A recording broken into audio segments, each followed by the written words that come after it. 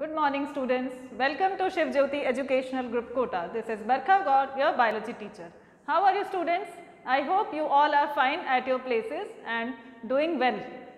Students, today in this video we are going to start chapter 10 of class 11th biology, that is cell cycle and cell division. Till now students we have learned a number of chapters जिसमें हमने cell के बारे में भी पढ़ा है, तो you are well familiar with the structure of cell, cell organelles, ये सब हम पढ़ चुके हैं. Now will see the basic event of all the living organism, जो एक बहुत ही इंपॉर्टेंट इवेंट होता है सभी ऑर्गेनिजम्स में, that is cell division. So before we start the chapter, description of the chapter, I suggest you to open your NCERT book. आपका chapter 10 page number 162 sorry. So page number 162 आप open करेंगे and will start with the description of the chapter. What we are going to study in this chapter are, हम क्या क्या पढ़ने जा रहे हैं. एक तो सेल साइकिल और सेल डिविजन. चिल्ड्रन, बेसिकली जब सेल डिवाइड होने वाला होता है तब जो हमने पढ़ा है ना, न्यूक्लियस में क्रोमोसोम्स होते हैं. क्रोमोसोम्स क्रोमेटिन मटेरियल के फॉर्म में प्रेजेंट होते हैं जब सेल रेस्टिंग स्टेज पे होता है.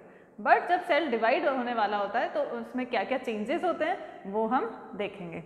और सेल कितना तरह से डिवाइड हो सकता है, how many types of cell division are there, और सेल साइकिल क्या होता है, all these things we are going to study.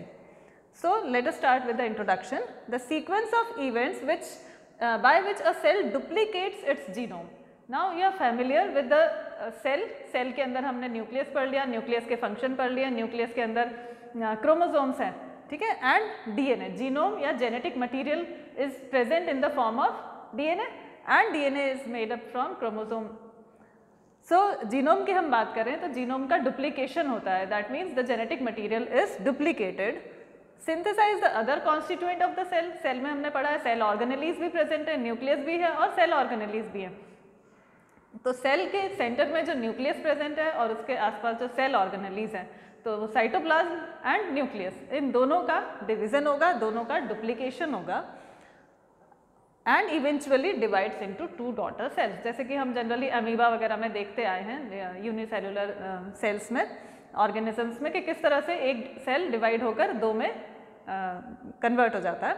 तो the cell will divide into 2 daughter cells and this, ये जो पूरा इवेंट है सेल डिवीजन का, इसको हम कहते हैं cell cycle. DNA synthesis occurs in one specific stage of cell division. एक बार बार डीएनए का डुप्लीकेशन नहीं होता है, या डीएनए सिंथेसाइज सिर्फ एक बार होता है, और वो कौन सी स्टेज में होता है वो हम देखेंगे. But distribution of chromosome in cells occur in complex series of events during cell division. तो डीएनए सिंथेसिस या डीएनए का डुप्लीकेशन तो एक ही बार होगा, लेकिन जो सेल के जो क्रोमोसोम्स हैं उनका डुप्लीकेशन वो एक पूरा एक कॉम्प्लेक्स इवेंट है, उसका एक सीक्वेंस है जो हम सेल डिवीजन के फॉर्म में पढ़ेंगे. फेजेस ऑफ सेल साइकिल देखते हैं हम पहले. Human cell divides one in approximately 24 hours. 24 hours में एक बार सेल डिवाइड होता है, which may vary in different organisms. Humans में अलग टाइम में हो सकता है, बैक्टीरिया में अलग टाइम में हो सकता है. In yeast it takes about 90 minutes. तो हर 90 मिनट्स में सेल डिवाइड होगा. To complete the cell division process, cell cycle is divided into 2 basic phases. तो अब हम देखते हैं कि सेल साइकिल किस तरह से 2 फेजेस में डिवाइडेड है. आप पेज नंबर 163 पर देख सकते हो, आपको डायग्राम भी दिया हुआ है इस तरह का. तो I have taken this diagram, you can refer to the diagram given in book also, figure 10.1. तो आप यहाँ देखिए, बहुत अच्छे से आपको इसमें समझ में आएगा कि the phases of cell cycle. सबसे पहले हम अगर यहाँ से स्टार्ट करते हैं जीवन फेज से, है ना. विल डिस्क्राइब डिटेल में हम अभी पढ़ेंगे, पर अभी आप इस डायग्राम से समझिए. इट इज़ सपोज हम यहाँ से स्टार्ट करें, एक्चुअली कहीं से स्टार्ट, कुछ ये पूरा साइकिल है तो एक कोई पर्टिकुलर जगह हम नहीं डिसाइड कर सकते हैं, ये पूरा एक साइकिल के फॉर्म में कंटिन्यूस चलता रहता है. तो if we start from G one phase, तो ये ग्रोथ फेज होता है, G one phase. Then S phase जब डीएनए का सिंथेसिस होगा, एंड G2 फेज, इसमें प्रोटीन सिंथेसिस वगैरह होता है. फिर इसके बाद आता है माइटोसिस. माइटोसिस में ये स्टेजेस होंगी जो अभी हम पढ़ेंगे. एंड आफ्टर माइटोसिस साइटोकाइनेसिस, मतलब साइटोप्लाज्म का डिवीजन होगा. तो इस डायग्राम से आपको समझ आ ही रहा होगा. Now will see all the parts या all the phases. First phase हम कहते हैं interphase. Interphase is the phase between two successive M phase. अब यहाँ एम फेज क्या है? It is mitosis. तो दो माइटोसिस के बीच का जो फेज है, gap between two mitosis phases is called interphase, है ना। इंटर मीन्स दो के बीच में। इट लास्ट फॉर 95%, मतलब ये पूरा जो सेल डिवीजन का टाइम है उसका 95% तो इंटरफेज में ही निकल जाता है। This phase is called resting phase. लेकिन एक्चुअली रेस्ट नहीं कर रहा होता है, सेल अपने आप को प्रिपेयर कर रहा होता है, but we can call it as resting phase. But during this period the cells prepare itself for nuclear division by cell growth. तो सेल की ग्रोथ हो रही होती है और वो अपने आप को न्यूक्लियर डिवीजन के लिए या सेल डिवीजन के लिए प्रिपेयर करता है। अब आते हैं हम एम फेज यानी माइटोसिस फेज पर। When the actual cell division or mitosis occurs, it starts with karyokinesis। तो आपको दो टर्म्स आपको ध्यान रखनी है, karyokinesis and cytokinesis. Karyokinesis means nuclear division, कि न्यूक्लियस के अंदर का सारा मटेरियल डिवाइड होगा, and then cytokinesis will take place, that means cytoplasm will also divide. तब जाकर दो डॉटर सेल्स का फॉर्मेशन होगा। Now we will describe interphase की जो 3 फेजेज हैं उनको हम डिस्क्राइब करते हैं। जैसे कि हमने डायग्राम में देखा था, जीवन phase represents the interval between mitosis and initiation of DNA replication. हमने देखा जीवन के बाद एस फेज आएगा, तो इंटरफेज के बाद जीवन है और जीवन के बाद एस फेज है, तो उन दोनों के बीच का टाइम है ये G one phase. Cell is continuously active and grow in size. G से ग्रोथ है तो cell will grow in size. So G one phase, S phase and G2 phase. During synthesis phase, जो एस फेज है उसमें DNA का synthesis होगा, that means replication of DNA. देखो जब पहले एक सेल है, एक सेल से जब दूसरा सेल बनेगा तो सेल का जो जेनेटिक इन्फॉर्मेशन है, कि भाई मान लो अमीबा का सेल है तो अमीबा के जो 2 नए सेल बनेंगे वो अमीबा जैसे ही दिखने चाहिए। तो the information about the amoeba will be contained in DNA of the amoeba. तो उसका डीएनए सिंथेसिस होगा, रेप्लिकेशन होगा, वैसा का वैसे ही एक और डीएनए बनेगा, ताकि जब नया सेल फॉर्म हो तो उसको भी वैसा का वैसे ही जेनेटिक मटीरियल मिले। तो synthesis of DNA takes place and amount of DNA get doubles. During G2 phase protein is synthesized in preparation for mitosis. तो प्रोटीन की जरूरत भी होती है, तो इस G2 फेज में प्रोटीन सिंथेसाइज होगा। In adult animals some cells do not divide और मे डिवाइड ओकेजनली। हमारे हर सेल्स हमेशा डिवाइड नहीं होते रहते हैं, कुछ सेल्स तो डिवाइड होना बंद हो जाते हैं या फिर कुछ कभी कभी ही डिवाइड होते हैं occasionally. These cells do not divide further. तो ये अगले माइटोसिस में ना जाकर एक रेस्टिंग फेज में आ जाते हैं, जिसको कहते हैं वो जीवन फेज में नहीं जाता है, and it enter into an inactive stage called quiescent stage. तो ये इंपॉर्टेंट भी है, आप इसको लर्न करना कि व्हाट इज क्वीसेंट स्टेज, कि sometimes the cell do not enter into the next cell division and it enters in an inactive stage which is called quiescent stage, या फिर G0 फेज कहते हैं। In animals, mitotic division is present only in somatic diploid cells, but in plant it is seen in both haploid and diploid cells. अब बच्चों यहाँ पर आकर मैं आपको बहुत कुछ टर्म्स आपको क्लियर करना चाहती हूँ। अगर आप भूल भी गए होंगे कि what is haploid, what is diploid, और आपने यहाँ पे अभी सीधे माइटोसिस वर्ड सुना, अब आपको लग रहा होगा ये mitosis it's new to you. तो हम अगर थोड़ा सा अपने बेसिक नॉलेज पे जाएं तो हम सेल डिवीज़न तो जानते हैं कि सेल डिवीज़न होता है जब न्यू सेल्स को बनना है। अब हमारी बॉडी में 2 तरह के सेल्स होते हैं, एक तो सोमैटिक सेल्स और जर्म सेल्स। सोमैटिक सेल्स जो हमारी पूरी बॉडी के डिफरेंट कैरेक्टर्स के लिए रिस्पॉन्सिबल हैं, पूरी बॉडी को जो एक्सप्रेस करते हैं, और उसके अलावा जर्म सेल्स जो रिप्रोडक्टिव सेल्स होते हैं। तो दोनों सेल्स में, जर्म सेल्स और सोमैटिक सेल्स में डिफरेंस है, और ऐसे ही उनके सेल डिवीज़न में भी डिफरेंस होता है। तो सोमैटिक सेल्स डिवाइड होते हैं माइटोटिकली, अभी हम डिफरेंस भी देखेंगे एंड में जाकर माइटोसिस और मेयोसिस में, लेकिन अभी थोड़ा सा आपको बताना ज़रूरी है ताकि आपको यहाँ पे चीज़ें समझ में आए। और जब जर्म सेल्स बनेंगे, दैट मीन्स टेस्टिस या ओवरीज में जब न्यू सेल्स बनते हैं जैसे स्पर्म्स एंड ओवा, उस वक्त होता है दूसरा सेल डिवीज़न जिसको हम मेयोसिस कहते हैं। तो उस वक्त जब जनरली जैसे हमारे सेल्स की बात करें तो जब माइटोसिस होगा तो उसमें जो सेल डिवीज़न होगा और जो नए सेल्स बनेंगे उसमें सेम नंबर ऑफ क्रोमोसोम्स होंगे, है ना। तो आपको अभी सिर्फ ये ध्यान रखना है कि in the mitotic cell division the number of chromosomes remain same in the newly formed cells also. तो वो सेल्स कहलाएंगे डिप्लॉइड सेल्स। हमारे बॉडी के सारे सेल्स डिप्लॉइड हैं, मतलब हमारी बॉडी में double set of chromosomes present होता है ना, जैसे हम कहते हैं ना 46 क्रोमोसोम्स प्रेजेंट है, तो वो 23 पेयर के फॉर्म में है। तो 23 पेयर उसको हम डिप्लॉयड यानी 2n से रिप्रेजेंट कर सकते हैं। तो वो सारे डिप्लॉयड सेल्स हैं। जब डिप्लॉयड सेल्स में अगर माइटोटिक डिवीजन होगा तो उसके नंबर ऑफ क्रोमोसोम्स उतने के उतने ही रहेंगे। अगर उनमें मेयोटिक डिवीजन होगा, जैसे कि टेस्टिस या ओवरीज के सेल्स में जब मेयोटिक डिवीजन होगा तब वो जो न्यू सेल्स बनेंगे जैसे स्पर्म्स एंड ओवा, तो वो हैप्लॉइड होंगे। ठीक है, तो ये एक बेसिक चीज़ मैंने आपको बता दी है, आगे भी जब ज़रूरत पड़ेगी तो मैं आपको समझा दूंगी। तो यहाँ पे देखो लिखा भी है माइटोसिस, हम या तो माइटोसिस कहेंगे या माइटोटिक सेल डिवीजन, एक ही बात है। स्पेलिंग का आप याद ध्यान रखेंगे। Mitosis cell division is also known as equational division. Why? Because the number of chromosomes will remain same in the newly formed cell. ठीक है, तो number of chromosomes remain same in the parental and progeny cells. आगे देखते हैं। अब जब mitosis की बात कर रहे हैं, अभी हमने इंटरफेस समझ लिया, now we are talking about mitosis. तो माइटोसिस में क्या होगा, there it is divided into 4 phases. M phase या माइटोसिस को 4 फेजेस में डिवाइड किया हुआ है, prophase, metaphase, anaphase and telophase. अब हम एक एक स्टेज को देखते हैं, है ना। आप डायग्राम भी देखिएगा, जैसे मैंने बताया आपको, जब सेल डिवाइड नहीं हो रहा होता है, when the cell is not dividing, at that time जो क्रोमोसोम्स रहते हैं वो क्रोमेटिन मटेरियल थ्रेड के फॉर्म में रहते हैं, बिल्कुल एंटैंगल्ड थ्रेड, जैसे उलझा हुआ धागा होता है उस तरह से न्यूक्लियस में अरेंज रहते हैं। लेकिन when the cell is about to divide, it will lead to the condensation of chromosome. क्या होगा? क्रोमोसोम्स का कंडेंसेशन होगा, मतलब क्रोमोसोम्स रीअरेंज होंगे, थोड़े थिक हो जाएंगे, कॉम्पैक्ट हो जाएंगे और ये ऐसे एक तरह से पीसेस में डिवाइड हो जाते हैं। अब वो थ्रेड के छोटे छोटे क्रोमोसोम्स बन जाएंगे। तो see, prophase is the first phase of the mitosis followed by G2 phase. G2 के जस्ट बाद क्या शुरू हो जाएगा? Mitosis. It involves the following events. Sub number 1, ये अर्ली प्रोफेज और लेट प्रोफेज दिया हुआ है। स्टार्टिंग में ऐसा दिखेगा न्यूक्लियस एंड थोड़ा सा आगे चल के इस तरह से क्रोमोसोम्स दिखेंगे।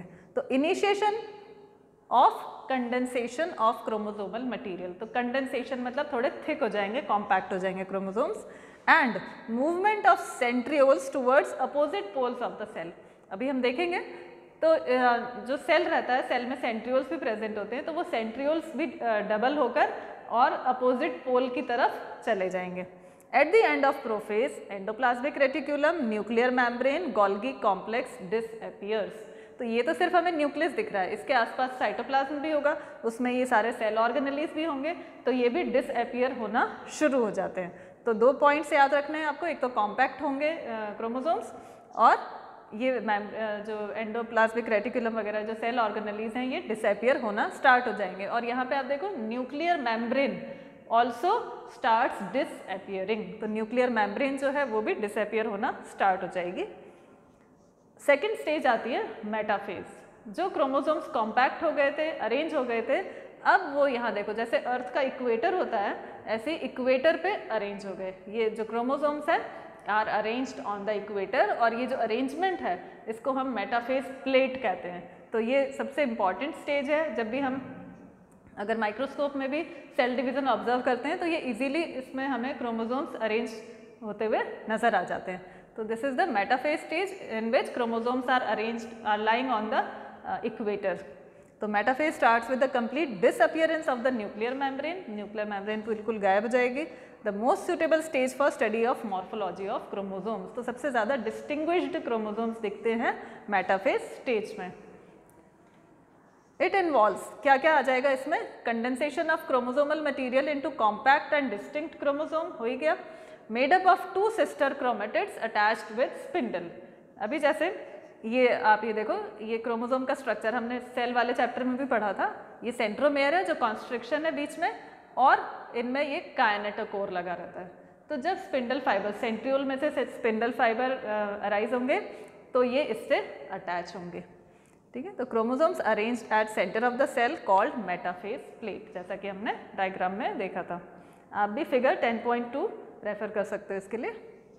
Anaphase, third stage of mitosis is anaphase. देखिए अब यहाँ पे क्रोमोसोम्स अपने अपने पोल की तरफ, है ना, 2 पोल्स जो थे, ये सेंट्रियोल है, ये इसमें से स्पिंडल फाइबर्स अरेंज हुए। स्पिंडल फाइबर यहाँ काइनेटोकोर से अटैच हो गए अब ये इनकी pulling, they are pulling apart, दोनों जो दोनों सेट्स थे वो एक दूसरे से दूर तक जा रहे हैं और पोल्स की तरफ माइग्रेट हो रहे हैं। तो एनाफेज स्टेज में क्या होगा, splitting of each chromosome at centromere into 2 sister chromatids. यहाँ देखिए आप, सेंट्रोमेयर पोल्स की तरफ है और इसके जो आर्म्स हैं वो इक्वेटर की तरफ है। तो 2 chromatid start moving towards opposite phase, opposite poles. तो ये हमारी है anaphase stage. Next is telophase stage, जो लास्ट स्टेज है माइटोसिस की, जिसमें क्या हो रहा है देखो, सारा वापस से रीअरेंज हो गया है, कोई भी क्रोमोसोम हमें नज़र नहीं आ रहे हैं, लेकिन अल्टीमेटली जो क्रोमोसोम्स होते हैं वो दोनों पोल्स की तरफ पूरी तरह से जा चुके हैं।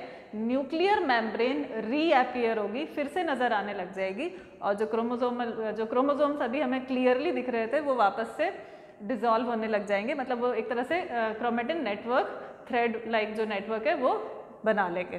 तो telophase is the last stage of mitosis which involves chromosomes reach at opposite poles and lose its identity। अब हम नहीं पहचान सकते हैं कि क्रोमोसोम कहाँ पर है।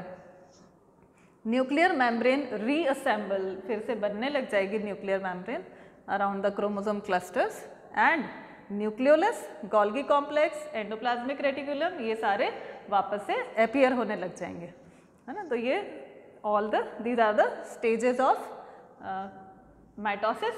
और ये हमने पढ़ा अभी तक कैरियोकाइनेसिस। ये क्या था, karyokinesis means nuclear division of nucleus. अब जो सेकंड पार्ट है, जैसे अभी हम इस डायग्राम में देख रहे थे, ये इसकी जो सेल मेम्ब्रेन है ये भी कॉन्स्ट्रिक्ट होने लग गई है, मतलब it is also starting dividing. तो दिस इज व्हाट, साइटोकाइनेसिस। तो cytokinesis is the division of cytoplasm of a cell after karyokinesis into 2 daughter cells in animal cells। अच्छा, अब हम ये देखेंगे कि साइटोकाइनेसिस एनिमल सेल में कैसे होता है और प्लांट सेल में कैसे होता है। तो एनिमल सेल में साइटोकाइनेसिस बाहर की तरफ से होगा, that means appearance of furrows in plasma membrane that deepens gradually and joins to divide cytoplasm. तो बाहर से अंदर की तरफ साइटोप्लाज्म डिवाइड होगा, जबकि प्लांट सेल में सेंटर में से स्टार्ट होता है सेल डिवीजन, कि wall formation starts at the centre and grows outwards, अंदर से बाहर की तरफ उसका वो जाएगा to meet lateral walls. The formation of cell wall begins with formation of cell plate. तो दोनों अपोजिट है, एनिमल सेल में बाहर से अंदर की तरफ हो रहा था साइटोकाइनेसिस, जबकि प्लांट सेल में अंदर से स्टार्ट होगा और बाहर की तरफ जाते हुए साइटोकाइनेसिस कंप्लीट होगा। नाउ इस एनिमेशन को आप ध्यान से देखिए, all the stages are being revised in it. देखो प्रोफेज में सबसे पहले ये क्रोमोसोम्स कॉम्पैक्ट हो गए, ये सेंट्रियोल्स है बेटा, centrioles will start moving towards opposite poles, ठीक है। फिर मेटाफेज में ये देखिए, यहाँ पे ये इक्वेटर पर सारे क्रोमोसोम्स अरेंज हो गए। क्रोमोसोम्स अरेंज होने के बाद ये स्पिंडल फाइबर्स अटैच हो गए। अब ये देखिए एनाफेज में the chromosomes are pulling apart from each other, and at the end ये टीलोफेज आ गया, जिसमें कि वापस से ये डिसॉल्व हो गए, अब क्लियरली हमें नहीं नज़र आ रहे हैं। अब न्यूक्लियर मेम्ब्रेन भी इसमें आ जाएगी, nuclear membrane will be formed and then cytokinesis will also start. Okay, तो this was all about mitosis. तो हमने एक सेल डिवीजन पढ़ लिया, जिसमें हमने क्या देखा कि किस तरह से सेल डिवाइड होता है। अब हम देखते हैं सिग्निफिकेंस ऑफ माइटोसिस। सिग्निफिकेंस मतलब माइटोसिस हमारी बॉडी में या किसी भी ऑर्गेनिज्म की बॉडी में क्या इंपॉर्टेंस रखता है, व्हाई माइटोसिस इज इम्पॉर्टेंट। तो mitosis produces diploid daughter cells. ये मैंने आपको अभी थोड़ी देर पहले समझाया था कि डिप्लॉयड डॉटर सेल्स प्रोड्यूस करेगा with identical genetic complement, means same to same genetic complement होगा। Number of chromosomes will be same as that of parental cell. Parent cell में जैसा क्रोमोसोम्स होगा, जितने क्रोमोसोम्स होंगे उतने ही न्यूली फॉर्म्ड सेल्स में भी उतने ही होंगे। तो डिप्लॉयड डॉटर सेल्स बनेंगे विद 2n क्रोमोसोम्स या same number of chromosomes. It helps, अब हमारी बॉडी में इसका क्या यूज़ है, एक तो ग्रोथ में काम आता है। हम छोटे से बड़े हो गए तो कैसे हुए, क्योंकि सेल डिवाइड हुए and also it helps in the repairing of cells. पुराने सेल्स खत्म होते जाते हैं, डेड हो जाते हैं and new cells are formed, specially in lining of gut and blood cells. Blood cells की भी एक एज होती है, then new cells have to be formed. Meristematic division in apical, ये प्लांट्स की बात करें तो एपाइकल मेरिस्टम, लेटरल मेरिस्टम में ये कंटिन्यूस ग्रोथ ऑफ प्लांट्स चलती है, प्लांट्स की ग्रोथ कभी नहीं रुकती है।